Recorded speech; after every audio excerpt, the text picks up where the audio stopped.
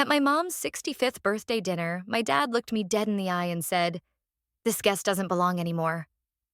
My sister lifted her wine glass like she'd been waiting years for that moment. My cousins laughed. I didn't flinch. I just smiled, leaned back, and said, "Robert, dinner's on your card." Then I walked out. 30 minutes later, the waiter brought them the check, $3,200. My phone lit up with call after call. My sister's voice came through screaming before I could even say hello. Then my brother. Then my mom. All furious. That was the last birthday I ever attended in that family. I didn't know it yet, but something in me had just snapped, and there was no coming back. And before I take you through what happened next, let me ask, where are you watching from? Drop your city or country below so I know how far this story reaches. And if you're new here, don't forget to like, subscribe, and turn on the bell to get notifications for future stories. Now, let me tell you how it all started. Before we go any further, you should probably know who I am, because the person sitting at that table wasn't just another family member with a bruised ego. My name is Madison Carter. I'm 37 years old. 8 years ago, I was Captain Carter, United States Army. I've worn a uniform in places most of my family couldn't find on a map, slept in sandstorms, eaten meals out of a pouch, and watched the sunrise over cities that smelled like smoke and diesel. I've led soldiers through missions where the wrong call could cost lives. When I came home and hung up that uniform, I didn't stop working. I transitioned into a civilian role as a security consultant, specializing in corporate and diplomatic protection. It's a good living. I own my apartment outright. I drive a car I bought in cash, and my bills are paid before they're due. I'm not rich, but I'm comfortable. You'd think that would be a point of pride for my family, right? The middle child who served her country, came back safe, built a career, stayed out of trouble. But to them, my stability has always been a resource, not an achievement. They don't see the long hours or the discipline that built my life. They see the absence of a husband and kids. They see the lack of diapers to buy, no mortgage shared with someone else, no college funds to drain. To them, I'm the one who has the time and the one who can afford it. Over the years, that label turned into an unspoken role. I was the safety net, the one who covered the gaps. If my sister fell behind on rent, I'd get a teary phone call. If my brother's car broke down, I'd get a text with a repair estimate and the words, "Can you help?" I didn't mind at first. That's what family does, right? You step up. But somewhere along the way, help stopped being occasional and became expected. I've walked into family dinners where the waiter would automatically bring the check to me. I've hosted holidays where the only thank you I got was someone asking why I didn't make more dessert. I've heard my father brag to his friends about how I take care of everyone like I'm some kind of family credit card. In the Army, we had a term for this kind of thing: mission creep. It starts with one small favor, one extra task. And before you know it, you're carrying the entire load without anyone even realizing it's crushing you.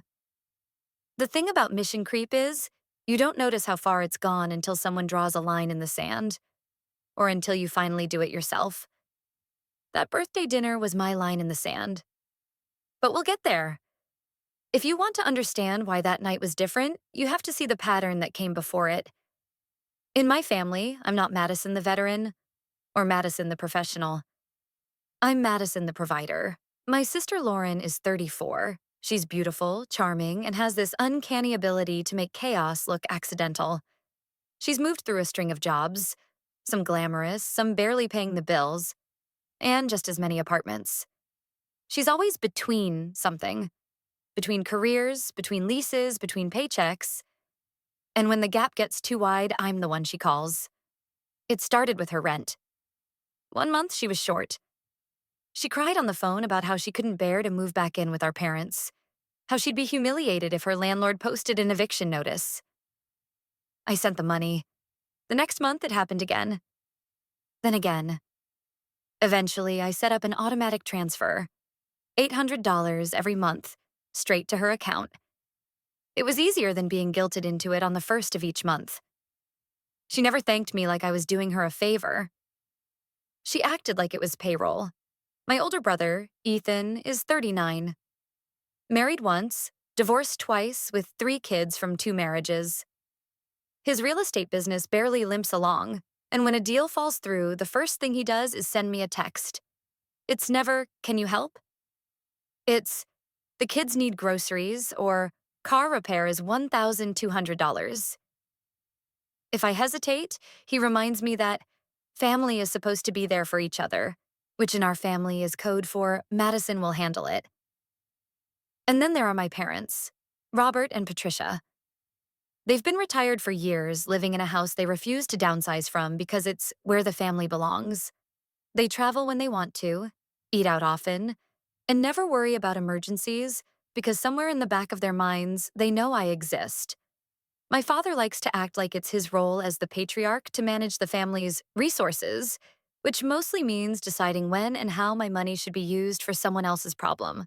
I didn't become the provider because I was asked. It happened in small, quiet steps until it was simply the air we all breathed. I'd come home from deployment, and instead of being asked about the missions or the medals, I'd get updates on everyone's financial woes. When I tried to talk about my own life, the conversation would shift back to someone's overdue bills or broken down car. What's worse is that they stopped seeing it as generosity. It was obligation now. And in that kind of environment, no isn't just unexpected. It's an act of betrayal. I kept telling myself it was easier this way. In the Army, we learned to pick our battles. Some aren't worth the fight. I thought I was avoiding drama by just paying, by keeping the peace. But the thing about avoiding battles is that sometimes the war finds you anyway. That night at the restaurant wasn't just another family dinner. It was a stage they'd been setting for years, and I was about to walk right into their performance without even realizing it. My mother loves Italian food. Not the cozy, family-style places with checkered tablecloths and garlic bread in baskets. The upscale kind, where the menu doesn't have prices next to the entrees, and the wine list reads like a foreign language.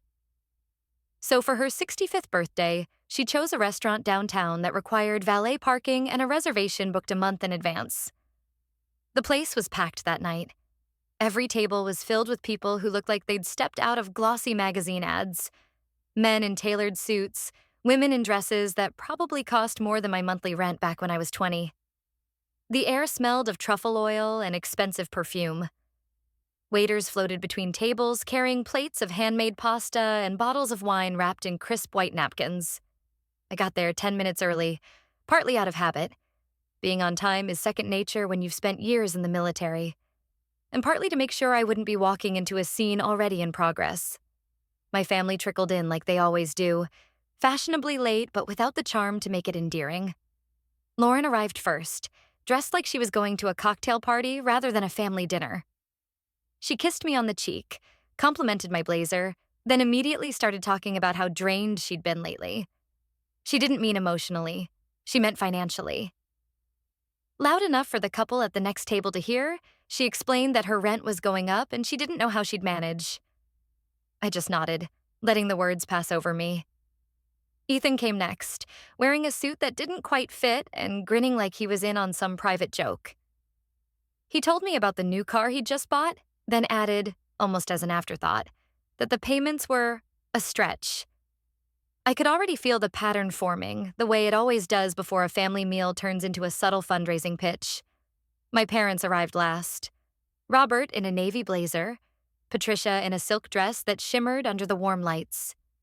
They greeted everyone like hosts at a party, shaking hands with friends of friends, smiling for photos with my mother's old coworkers. My dad ordered the most expensive bottle of wine on the menu without even glancing at the price, then made a big show of passing the wine list to me as if I were the guest of honor. I didn't touch it. The appetizers arrived and the conversation bounced around the table like a ping-pong ball. Half-hearted updates about jobs, kids, and vacations. My cousins, who barely knew my mother beyond family holidays, spent most of the time taking selfies and posting them to social media. I kept my head down and listened. It's a habit from years in uniform. You learn more by observing than by speaking. But the more I watched, the more I realized how performative it all was. The smiles felt stiff. The laughter too loud.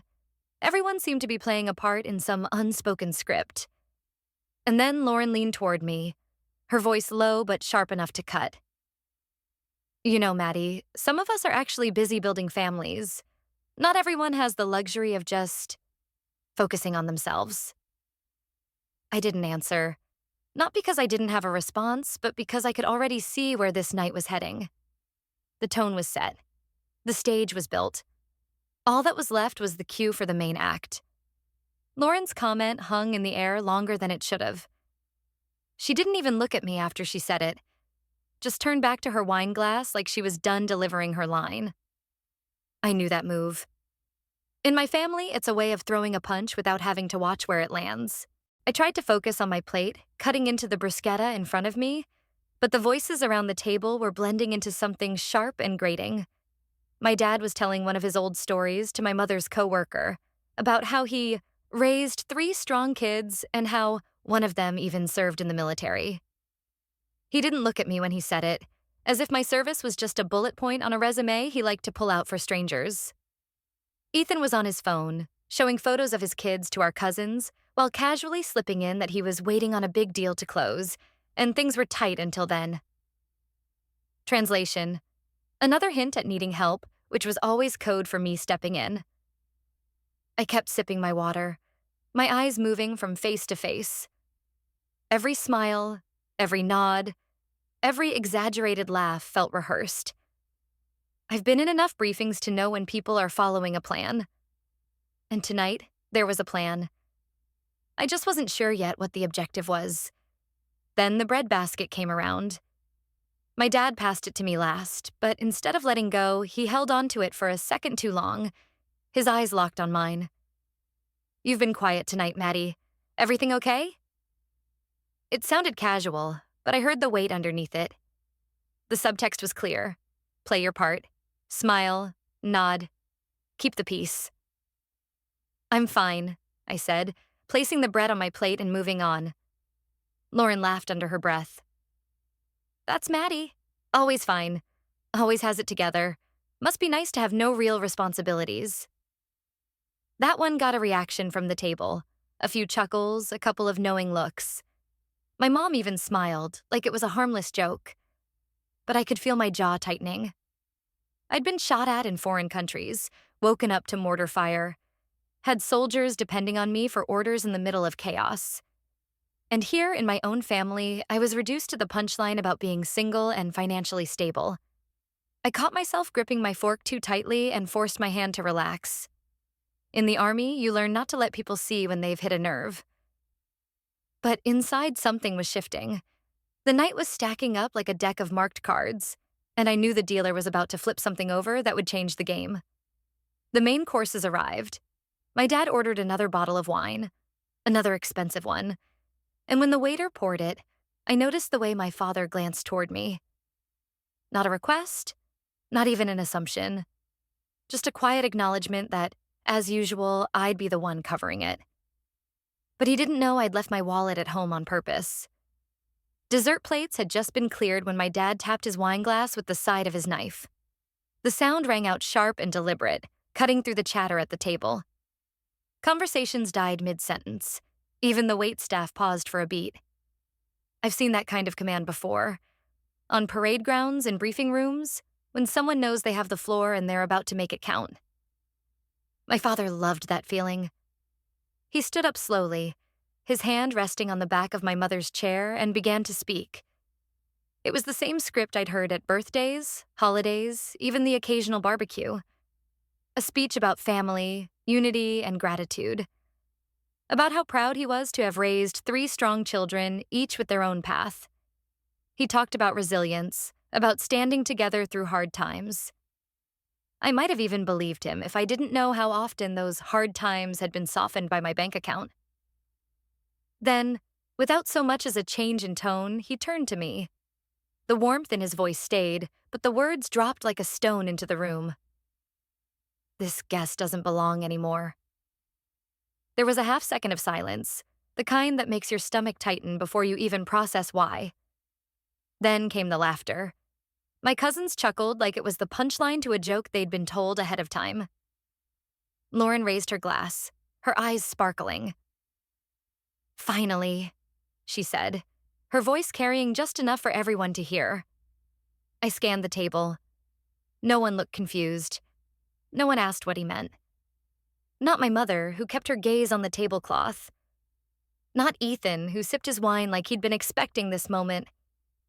It was clear this wasn't a slip of the tongue. It was an ambush. Years in the military teach you not to react on impulse. You assess. You calculate. You decide whether to engage or disengage. And in that moment, I knew exactly what I was going to do. I smiled. Not wide, not fake, just enough to signal that I wasn't rattled. I leaned back in my chair, meeting my father's eyes, and said, "Robert, dinner's on your card." The look on his face didn't change, but I saw the flicker in his eyes. He hadn't expected that. I stood up, pushed in my chair, and walked toward the exit. No raised voice, no slammed doors, just the measured, steady pace of someone who's already made their decision. Outside, the cool night air hit me like a reset button. I didn't look back. I walked the 2 blocks to where I'd parked, the sound of my heels against the sidewalk the only thing in my head.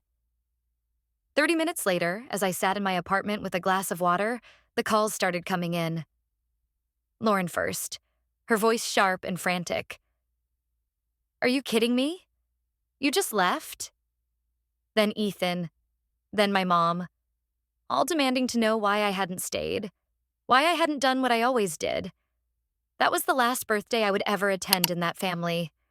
I didn't know it yet, but something in me had just snapped, and there was no coming back. When I got back to my apartment, the first thing I noticed was the quiet.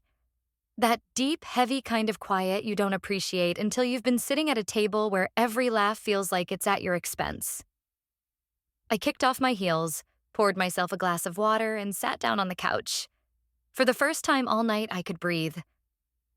I didn't even have time to take the first sip before my phone lit up. Lauren. Her name filled the screen in big, bold letters. I let it ring. She called again, and again.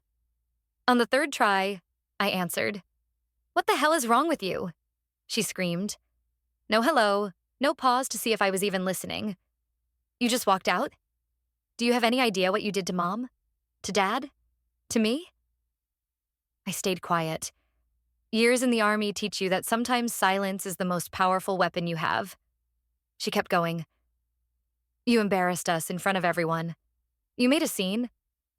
"I didn't make a scene," I said evenly. "I left quietly. That's not the same thing." "Oh, please," she snapped. "You knew the bill was coming. You always pay. And you just left? Who does that?" I didn't answer. Instead, I hung up. 30 seconds later, my phone buzzed again. This time it was Ethan. I almost didn't pick up, but curiosity got the better of me. "Maddie," he started, using the voice he saves for when he's pretending to be reasonable. "Look, I get that you're upset about whatever Dad said, but you know how he is. He jokes too far sometimes. But walking out like that, that's not you." "Maybe it is now," I said. He sighed. "All I'm saying is Mom's upset, Lauren's upset, Dad's upset. The least you could do is send over the money for dinner so this doesn't get worse." I laughed, a short, humorless sound. "It's already worse, and I'm not sending a dime." He started to say something else, but I ended the call. That's when the text messages began. One from Mom. "Are you punishing me on my birthday?" Another from Lauren. "You're going to regret this. Don't make me tell everyone why you're acting like this." My father didn't bother texting. He called. I let it go to voicemail. When I finally played it back, his voice was calm, almost too calm. "Madison, I don't know what's gotten into you, but you're acting like a child. We don't walk out on family. You fix this. Tonight." I deleted it without saving.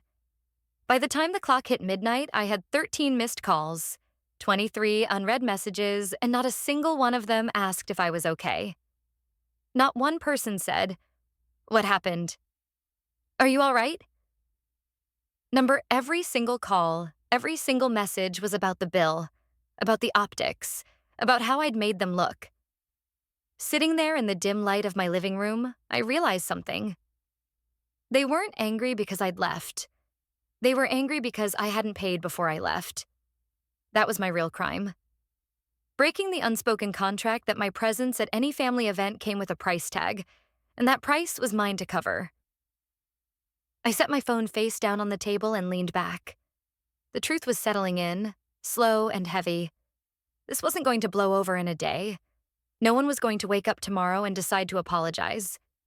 This was the beginning of something bigger, and I could already feel the lines being drawn. And for the first time in years, I was ready to stand on the other side of that line. The next evening, I was making coffee when the buzzer from the lobby rang. I wasn't expecting anyone. I checked the security feed on my phone and my stomach sank.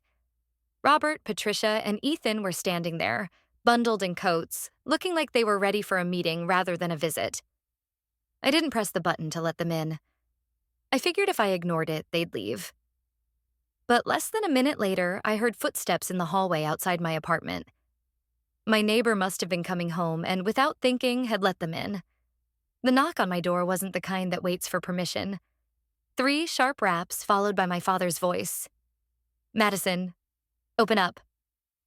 I took my time, not because I was trying to be dramatic, but because I wanted to make sure I was steady before facing them. When I opened the door, they didn't wait for me to invite them in. They walked right past me like they still had some kind of ownership over my space. Patricia didn't meet my eyes. She made a beeline for the couch and sat down, smoothing her skirt like she was settling in for a long talk. Ethan leaned against the wall, hands in his pockets. Robert stood in the center of the room, posture stiff, like he was about to deliver a briefing. "We need to talk," he said. I crossed my arms. "About what?" He didn't miss a beat. "About last night. About you walking out and leaving us with that bill. About the way you embarrassed your mother." I glanced at Patricia. "Did you feel embarrassed?" She hesitated, then said softly, "People were confused. They didn't understand why you'd leave." "They understood perfectly," I said. "Dad told them I don't belong anymore." Lauren toasted to it. "That's not confusion. That's intention." Ethan stepped in. "Come on, Maddie. You know Dad jokes like that. You've always been the one who could take it. But walking out without paying? That's not you." Robert's jaw tightened. "We all have our roles in this family. You've always been the one who steps up when things get tight. That's part of being family." "No," I said, my voice sharper than I intended. "That's part of being your financial safety net. And I'm done playing that role." His eyes narrowed. "Things are tight right now. Your sister's rent is going up, Ethan's dealing with car repairs, and we've had some unexpected expenses. We thought you understood." I almost laughed. So that's what this is about. Not the dinner. Not the so-called embarrassment. You're here to make sure the money keeps flowing. Patricia finally looked at me. "We're not asking for much. Just don't change things so suddenly. It's disruptive." "Disruptive," I repeated. "You mean to you, not to me. Do you have any idea what it's like to be treated like a wallet with a pulse?" Robert took a step closer, lowering his voice like he thought it would make the words softer. "We're your family. You don't turn your back on family." I met his stare without blinking. "You turned your back on me last night. You made sure everyone saw it. And now you're surprised I'm not rushing to fix it?" For a moment, no one spoke. The air in the room felt heavy, like we were all waiting for someone to break formation. Eventually, Robert straightened his jacket. "Think about what you're doing," he said, heading for the door. Patricia followed without another word. Ethan lingered for half a second, like he wanted to say something, but in the end, he just nodded and left.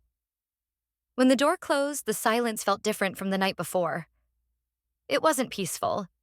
It was charged, like the quiet before a storm. And I knew this storm was going to hit hard.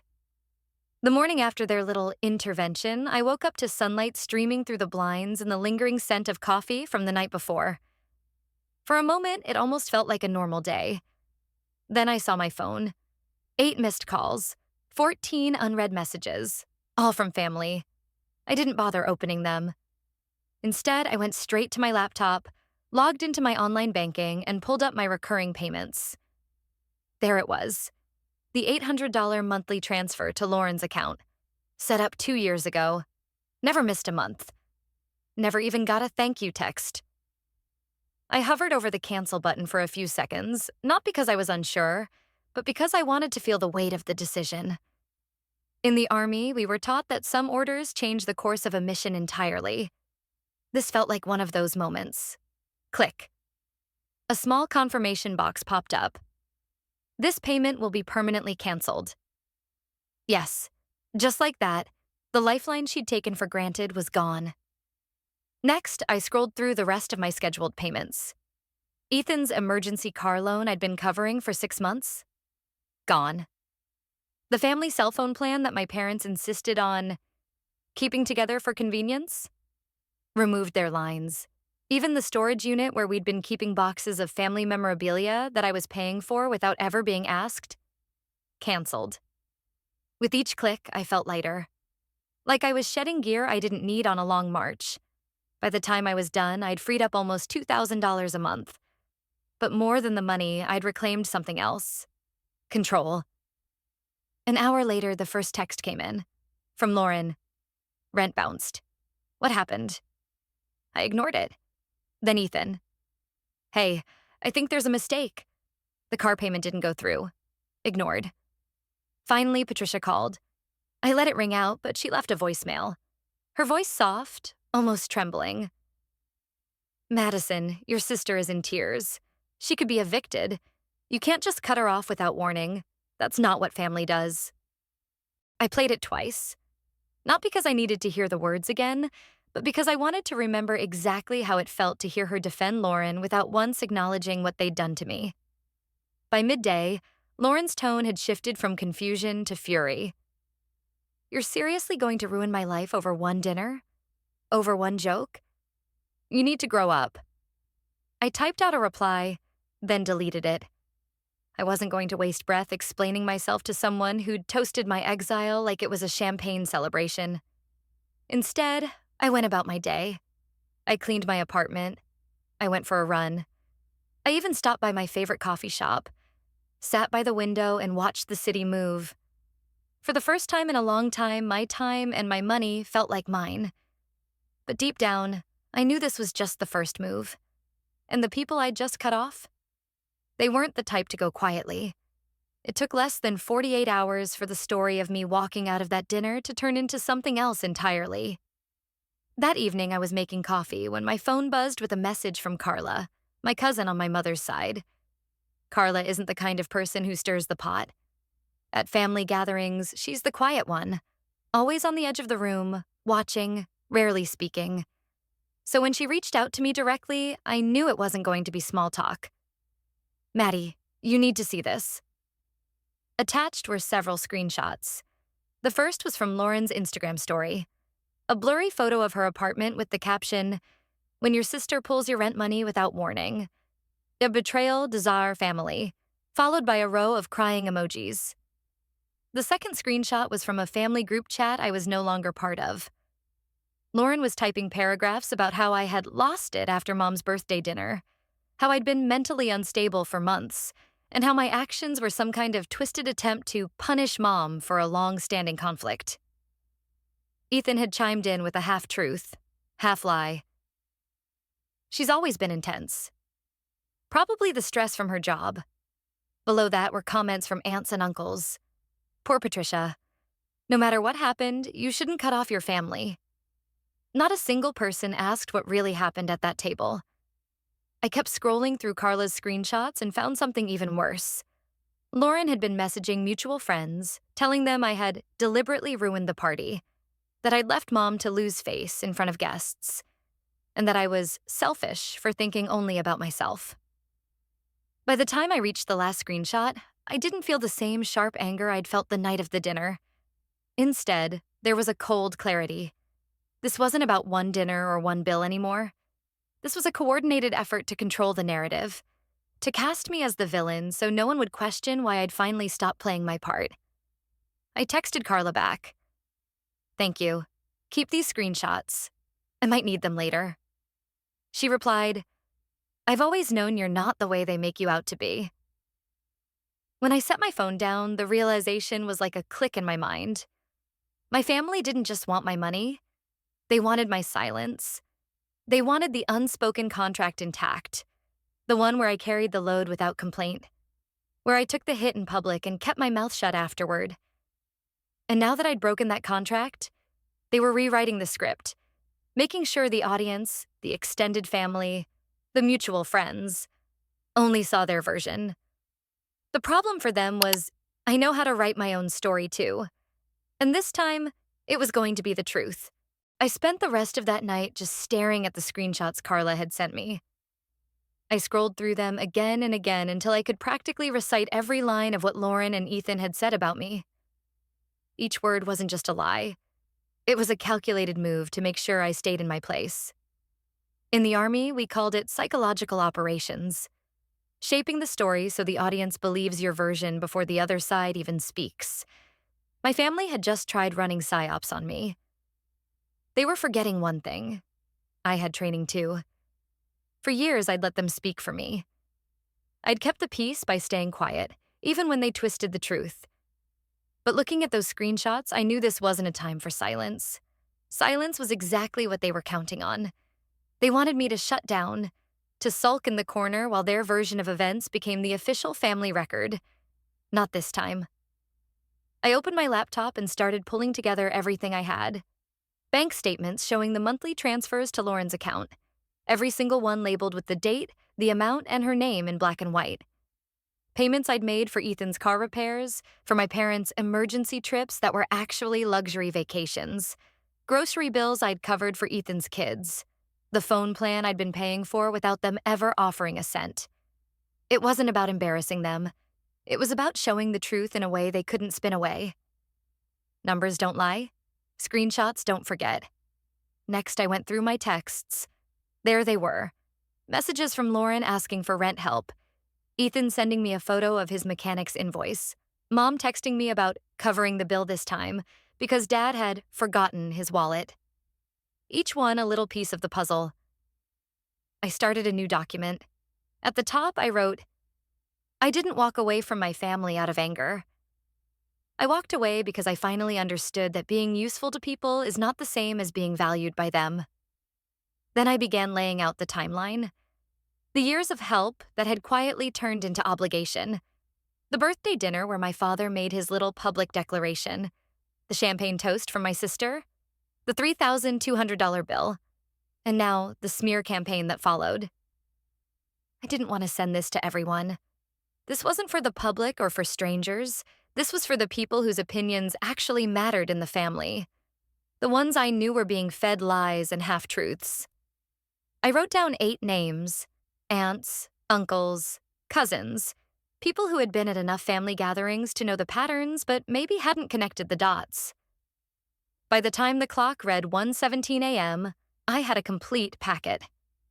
Not just a story, but evidence.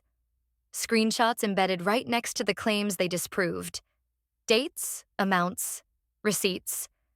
I wanted anyone reading it to see the contrast between what they'd been told and what had actually happened. I sat back in my chair, reading through it one more time. It was calm, measured. No screaming, no name-calling. Just facts and the line I'd decided to end on. I'm not asking anyone to take sides. I'm just not going to keep lying by staying silent. When I finally closed my laptop, there was a strange sense of stillness. Like the moment right before you give a command you know will set things in motion. There was no taking it back once I sent it. And I was fine with that. The next day, I'd hit send. The next morning, I woke up before sunrise. Years of military routine make it hard to sleep in, even on days when you want to. I brewed my coffee, sat at the kitchen table, and opened my laptop. The document I'd put together last night was still on the screen, the cursor blinking at the end of my closing line like it was waiting for my order. I read through it one last time. No edits needed.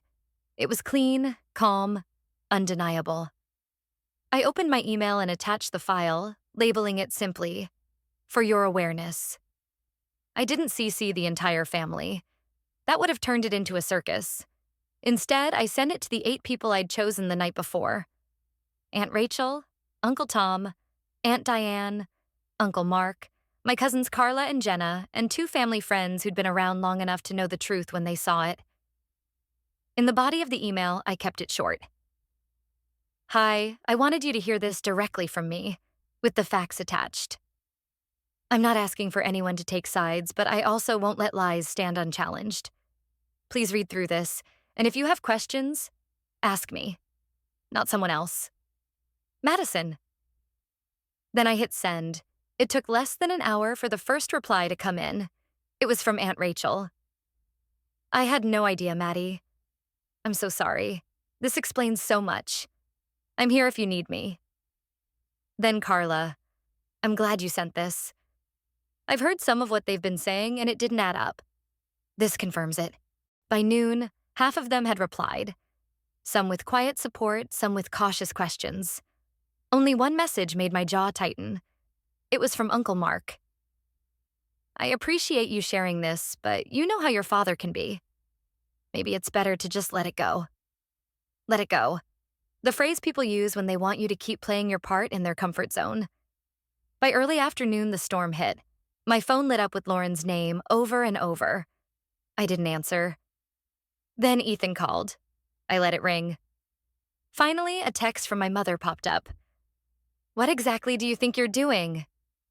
"People are calling me, asking questions. You've embarrassed this family more than you realize." I almost laughed. Embarrassed them? Number, I'd just stripped away the mask they'd been wearing for years. At 3 p.m., Robert called. I picked up because I wanted to hear his voice when he realized the script had changed. "What the hell is this?" he demanded. No hello, no pause. "It's the truth," I said. "You don't air family business to outsiders." "They're not outsiders," I replied. "They're family too, and they deserve to hear both sides." "You're making us look bad," he snapped. "No," I said, my tone steady. "I'm showing what's real. If that makes you look bad, that's on you." There was a long silence, and for a moment I thought he might actually try to reason with me. But instead, he hung up. By that evening, I knew the 8 emails had done their job. Lauren posted a vague status on Facebook about being betrayed by people you thought you could trust. Ethan made a passive-aggressive joke about people who think receipts make them right. And my mom? She went silent, which for her was louder than shouting. The lines were officially drawn. Some were starting to believe me. Some would cling to the version they'd been fed. And some, well, they were just waiting to see who came out on top. I didn't care which camp they fell into. I hadn't sent that email to win a popularity contest. I'd sent it to reclaim my voice. And now that I'd spoken, I wasn't going to stop. The counterattack started faster than I expected. By the next morning, my phone was already buzzing with new screenshots, this time from Jenna, another cousin on my mom's side. Lauren had been busy.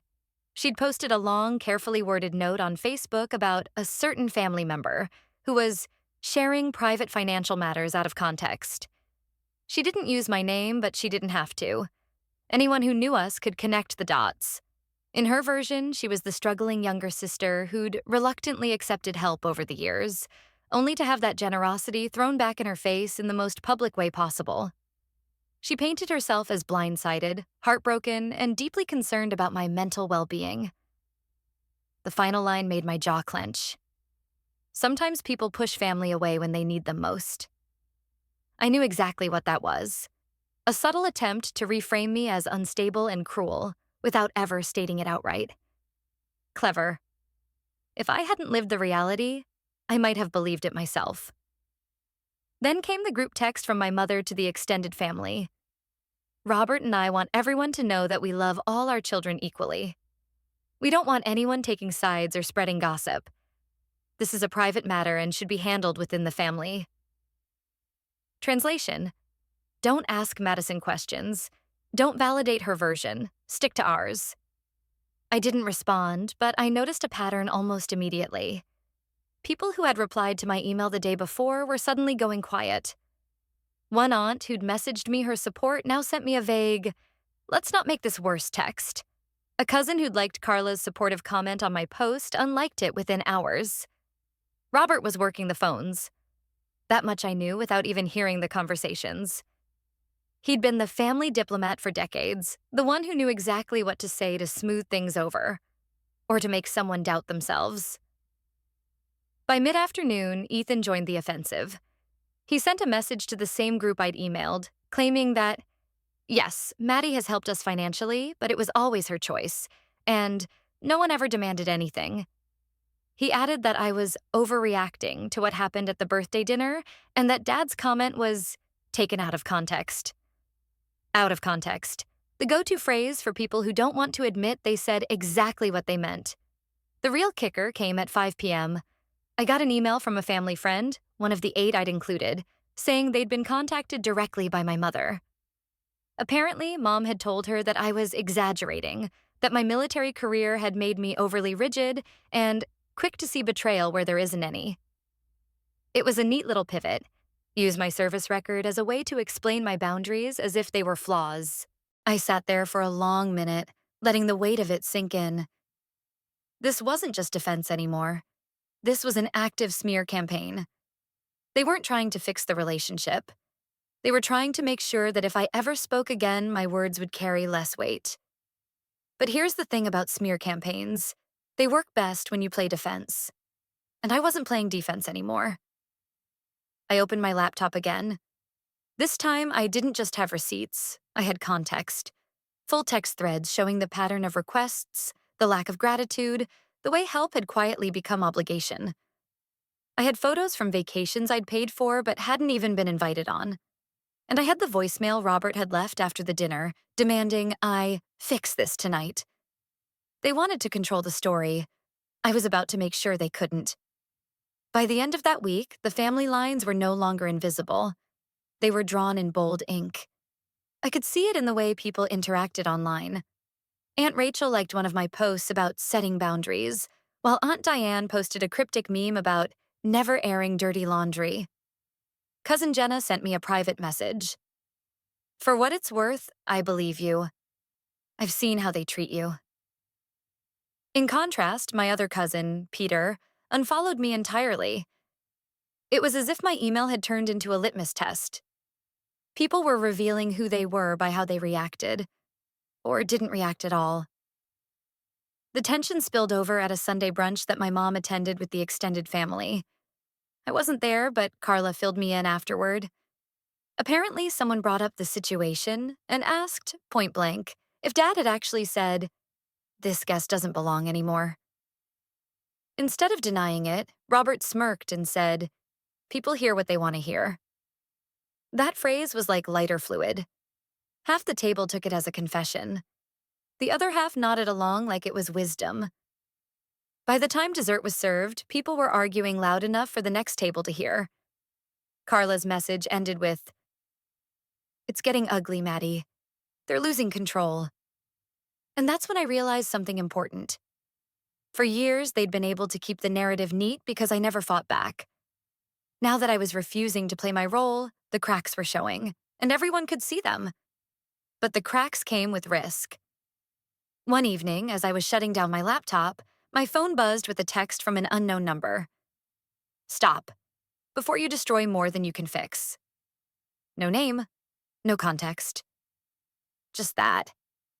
I stared at it for a long moment. My first instinct was to delete it, but instead, I took a screenshot and saved it in the same folder as all my other evidence. 15 minutes later, I got a DM on Instagram from an account with no profile picture. "You've made your point. Now walk away before it gets worse for you." It wasn't fear that hit me. It was recognition. This was the same tactic I'd seen in the Army during negotiation standoffs. Pressure the opponent just enough to make them second-guess their position. Except I wasn't second-guessing. If anything, the pushback confirmed that I was hitting the right nerve. The only people who tell you to stop telling the truth are the ones who can't survive it being heard. I didn't reply to either message. Instead, I went back to my email thread with those 8 key recipients and added the new screenshots to my growing file. If anyone thought intimidation would make me fold, they hadn't been paying attention to who I was before I was their family's wallet. Still, I knew I couldn't just sit back and watch this turn into an endless tug of war. At some point, I'd have to make a move that would settle this. For good. And I already had an idea. The threats hadn't rattled me. They'd clarified my next move. If they were willing to push this far to protect their version of the story, it meant I'd been holding on to something they truly feared. The unvarnished truth. And I wasn't going to drip it out anymore. I was going to drop it all at once. For 2 nights straight, I stayed up late combing through every piece of evidence I had. My apartment looked like a war room. Papers spread across the coffee table, my laptop open to half a dozen tabs, my phone buzzing with saved voicemails and message threads. First, I organized the bank transfers. Every payment to Lauren was lined up chronologically, with a small note beside each: rent assistance, utilities, emergency shortfall. The amounts weren't small. They added up to more than $20,000 over the past 2 years alone. Next came Ethan's emergencies: the $1,200 car repair, the $700 temporary loan that had never been repaid, the $400 for his kid's school trip, all accompanied by his texts. "Can you spot me this? I'll pay you back next month, promise." For my parents, I pulled the big-ticket items. The $5,000 for their anniversary cruise they'd called a once-in-a-lifetime opportunity. The $3,800 for new kitchen appliances after Dad claimed theirs had broken beyond repair. Even the $600 I'd wired at midnight once because Mom said they couldn't pay the electric bill until morning. All of it documented. All of it time-stamped. Then came the more delicate evidence. The audio files. I'd started recording certain conversations months ago. Not because I'd planned to use them, but because something in me knew there would come a day I'd need to protect myself. One clip was from a phone call with Lauren last spring, where she told me flat out, "You're the only one we can count on financially. That's just your role, Maddie." Another was from Dad, telling me over lunch, "Family helps family. You don't get to opt out." Listening to those recordings again, I felt the same mixture of disgust and relief. Disgust that they thought they could say those things without consequence.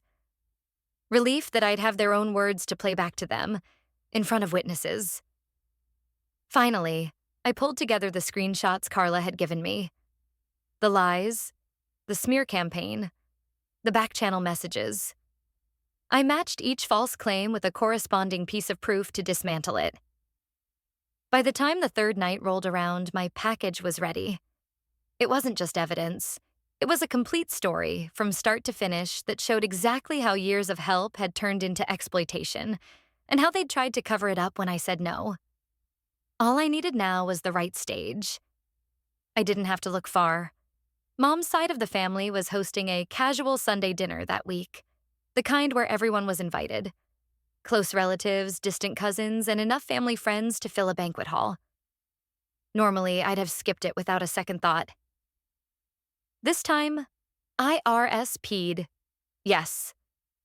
It wasn't just about showing up. It was about choosing the one place where the maximum number of people could hear the truth all at once. No more private emails. No more whispers. I packed everything into a slim black folder, the kind I used to carry into mission briefings. Every page was labeled, every audio file queued up on my phone. If anyone tried to twist my words again, I'd be ready to play their own voice back to them. As I zipped the folder into my bag, I felt the same calm I used to get before a critical operation. My heartbeat was steady. My mind was clear. I knew the risks. This could burn every last bridge I had left with them. But in a way, those bridges had been crumbling for years. I wasn't going there to start a fight. I was going to end one. The Sunday dinner was being held at Aunt Diane's place, a big colonial-style house with a backyard large enough to host 30 people without feeling crowded. When I arrived, the air smelled of grilled steak and garlic bread, and the low hum of conversation rolled through the open patio doors. Inside, people milled around with drinks in hand. Laughter bubbled up from one corner where my cousins were swapping vacation stories. I spotted Robert near the grill, holding court with a group of uncles, his voice just loud enough to carry. Lauren stood at the patio table, her wine glass a prop as she leaned in toward a small circle of aunts. They both saw me at almost the same time. Robert's smile didn't reach his eyes. Lauren's expression was tighter, more calculated than surprised. "Madison," my mother said, appearing from the kitchen with a serving tray. Her voice was polite, but her posture stiff. "Didn't expect you." "I told Diane I was coming," I said, keeping my tone even. I didn't want to miss a family gathering. There was a beat of silence as if they were trying to gauge my angle. I let it hang just long enough to make them uncomfortable. Then I moved to the center of the patio where the folding tables were set up buffet style. "I'm glad everyone's here," I said, loud enough for the conversations to pause. "I have something I need to share." The shift in the atmosphere was instant. Forks paused midair. People turned in their chairs. Somewhere behind me, I heard Lauren exhale sharply.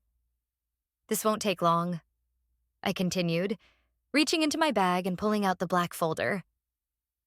"I know there's been a lot of talk about what happened at Mom's birthday dinner, and I know not all of you have heard the same version of events. So here's mine, with the receipts." I laid the first page on the nearest table, a printout of my bank statement with a neat list of transfers to Lauren, totaling over $20,000 in the past 2 years. Murmurs rippled through the group. "These," I said, tapping the page, "are the monthly rent payments I've been covering for Lauren. No interest, no repayment schedule, just given, because she asked." Lauren's cheeks flushed, but she didn't speak. Next came Ethan's emergency expenses, followed by the payments for my parents' trips and purchases. Each set of pages had corresponding texts and emails, stapled neatly for context. "This," I said, placing another sheet down, "is a transcript of Dad's voicemail after the dinner, the one where he told me to fix this tonight. And here," I added, holding up my phone, "is the audio recording in his voice." I pressed play. Robert's tone, calm but commanding, filled the patio. "We don't walk out on family. You fix this. Tonight."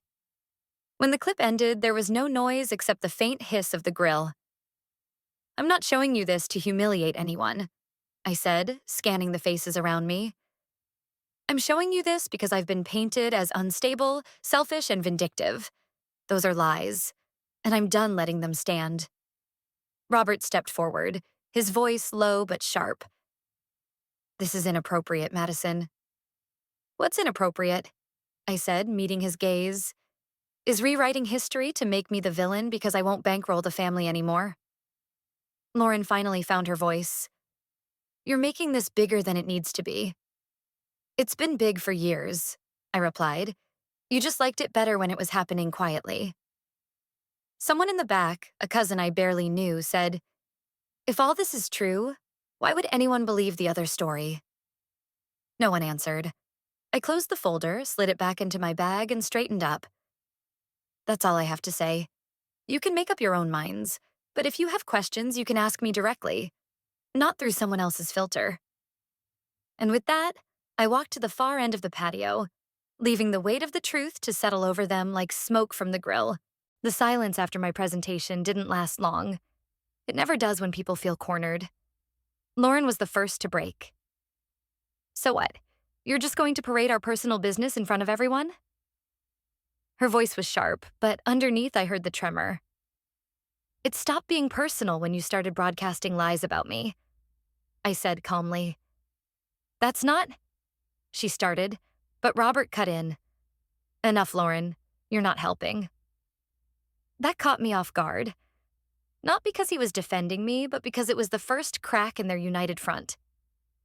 Lauren whipped around to face him. "Not helping? You've been the one pushing this whole Madison betrayed us thing from the start." Robert's jaw tightened. "Because you couldn't keep your mouth shut about the rent money. You made it about finances when it didn't need to be." Patricia, who had been sitting rigid in her chair, finally spoke. "Oh, for God's sake. You both made it about money. Madison isn't wrong. She's been paying for everything for years. And we let her. The murmurs around the patio grew louder. Some people looked shocked. Others, not so much. Ethan, who had been quiet up until now, muttered, "Well, she could afford it." That was it. The tension snapped like a wire. Aunt Rachel turned on him.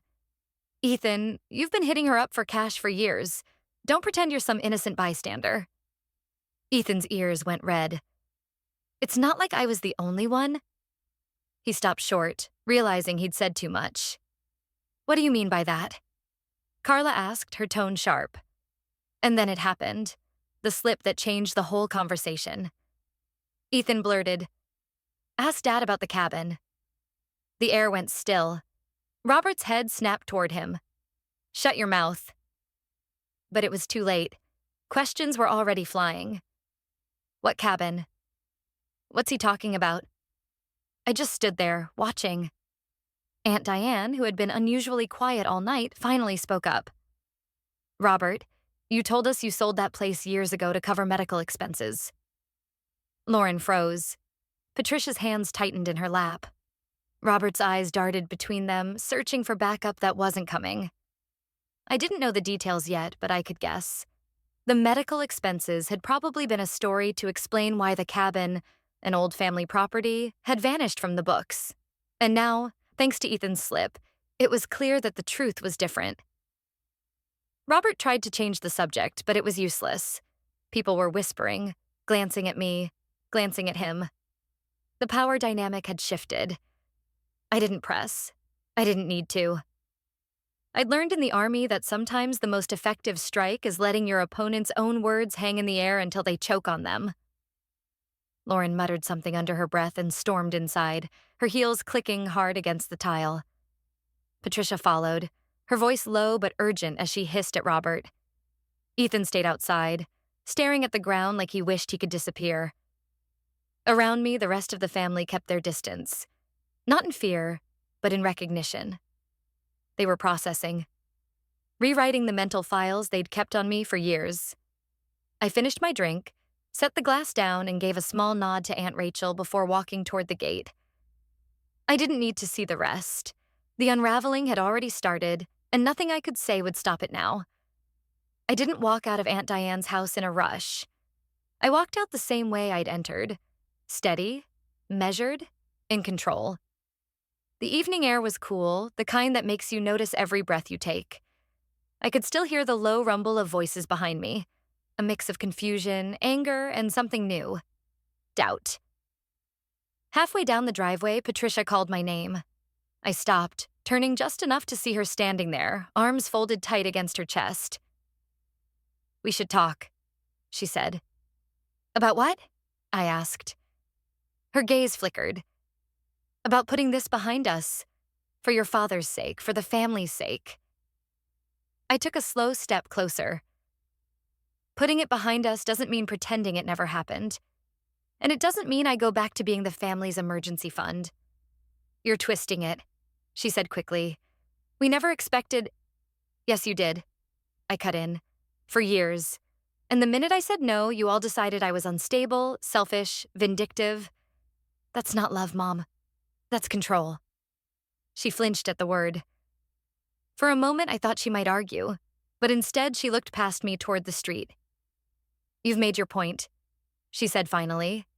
"Now let it go." I shook my head. "I already have. This isn't about holding a grudge. It's about making sure the truth is out there. What you do with it is up to you." With that, I walked away. By the time I got home, my phone was lighting up again. Texts from aunts thanking me for speaking up, a couple of cousins saying they had no idea. Even one from Carla with a single sentence, "You changed things tonight." I didn't reply right away. I poured myself a drink, sat by the window, and looked out over the city. For the first time in years, I felt no tension in my shoulders, no waiting for the next crisis call, no dread over the next favor that wasn't really a favor. Later that night, I got one last message from Robert. Just 5 words. "You'll regret this one day." I read it twice, then deleted it. There was nothing left to say. In the army, you learn that victory isn't always about destroying the other side. Sometimes it's about making sure they can never put you back in the position they once had you in. That night, I'd done exactly that. The truth was out. The financial leash was cut.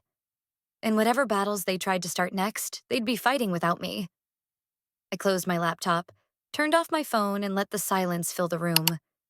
It wasn't the tense, watchful silence of the past few weeks. It was the kind of silence you earn after you fought your last battle and walked away on your own terms. It's been 3 months since that Sunday dinner, and my life is quieter now, but in the best way possible. The first change I noticed was how much space I had in my head when I wasn't waiting for the next emergency call. My mornings used to start with texts from Lauren or Ethan, subtle or not so subtle hints about needing money. Now, I wake up to sunlight streaming through the blinds, make coffee, and actually taste it without my phone buzzing. Work has been thriving. Without the constant financial drain, I've been able to take on projects I'm passionate about, not just the ones that paid the most. I joined a consulting team for a veteran security initiative, something I'd been wanting to do for years but kept putting off because family obligations always came first.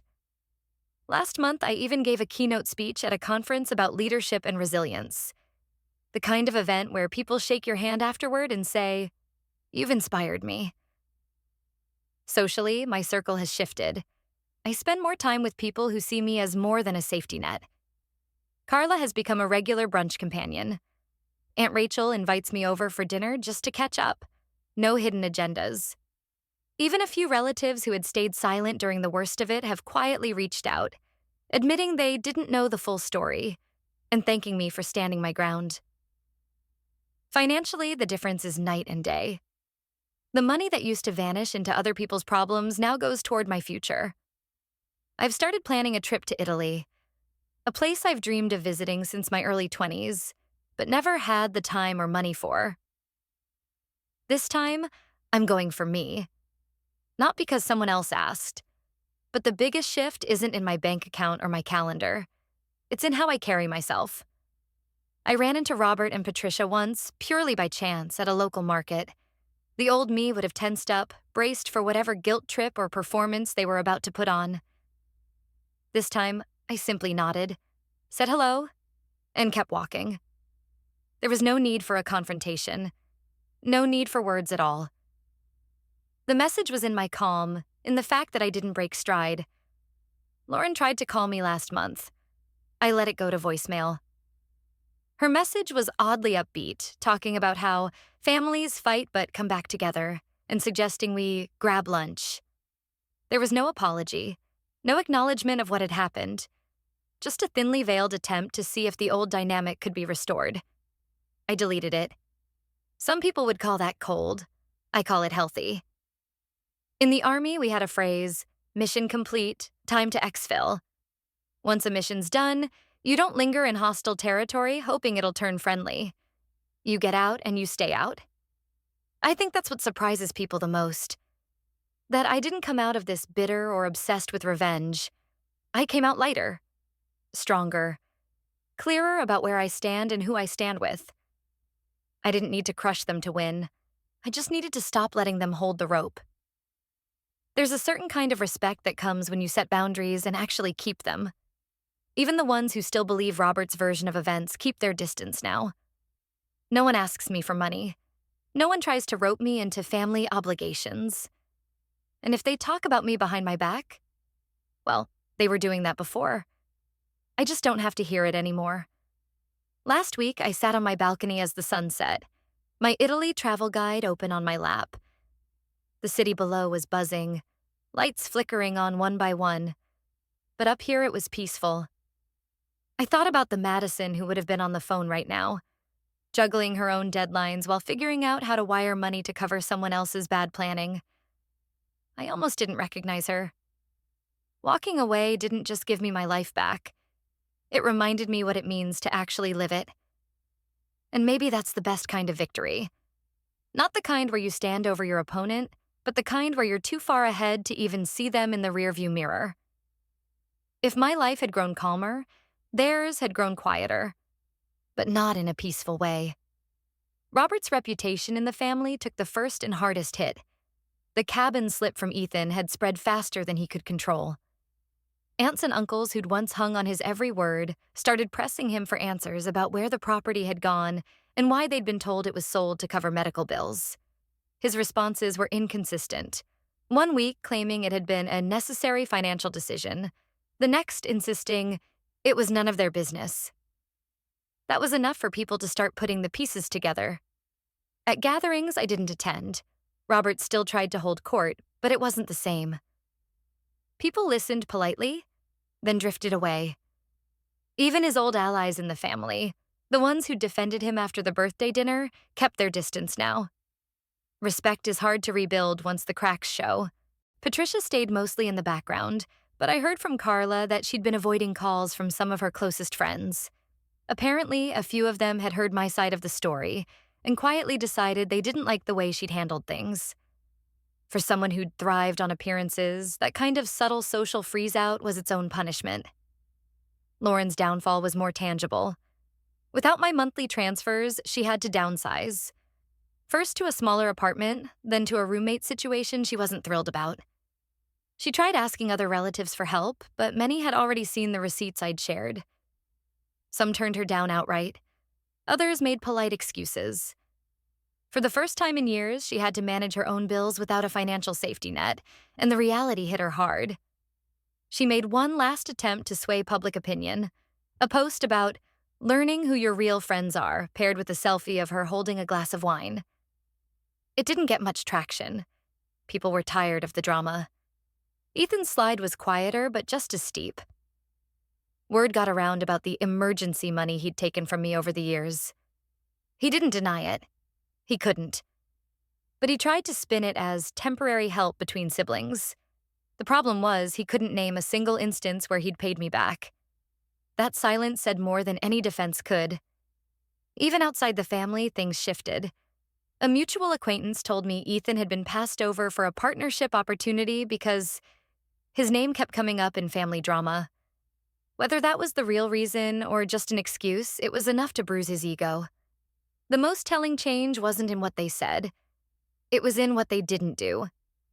No more mass texts painting me as unstable. No more casual digs passed along through mutual relatives.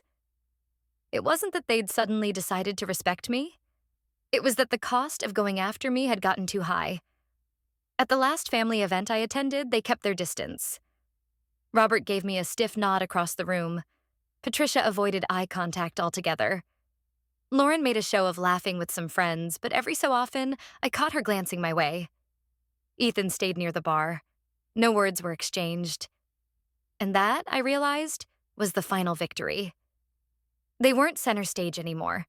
They weren't the voices everyone deferred to. They were just there. And in a family where influence had always been their currency, being ignored was worse than being argued with. Walking out of that wedding, I felt no rush of triumph. Just a deep, steady sense of closure. I hadn't needed to destroy them. I hadn't needed to win in some loud, public way.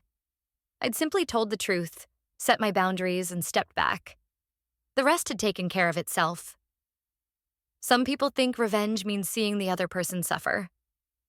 I think real revenge is when their absence from your life feels like freedom, and when your absence from theirs leaves them smaller, quieter, and forgotten. For me, that was enough. Walking away wasn't losing. It was finally winning on my own terms. From being humiliated at her own mother's birthday dinner to uncovering years of quiet exploitation, Madison's journey wasn't just about cutting financial ties. It was about reclaiming her voice, her dignity, and her freedom. She stood her ground against the people who were supposed to protect her, exposed the truth with undeniable proof, and walked away with her head held high. In the end, she didn't need to destroy them. She just needed to stop letting them control her story. If Madison's story resonated with you, if it made you think about your own boundaries, your own worth, and your own strength, then stay with us here at Hidden Family Revenge Stories for the next journey. Make sure to like this video, subscribe to Hidden Family Revenge Stories, and turn on the notification bell so you never miss another powerful family story like this one. We have more real stories, full of drama, truth, and resilience, coming your way. Thank you for watching and see you in the next video.